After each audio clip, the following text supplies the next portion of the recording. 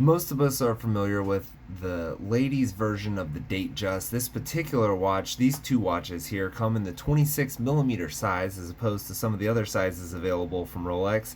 They're traditionally, this is like the iconic ladies Rolex watch, and the one on the left has the champagne dial as well as the baton hour markers. That is arguably the most traditional configuration that you will find. And while most of us have, a desire to stay within that authenticity and that drive to be aligned with the traditions, at the same time there's a big turnoff from having a watch that is just like everybody else's watch. And so for those that are trying to stay within the original design and feel that comes from the Rolex watch, but add a little dash of pop to it to really set your watch apart, all you need to do is just get one that has diamond hour markers. We've got some in stock. Come check them out at SwissWatchExpo.com.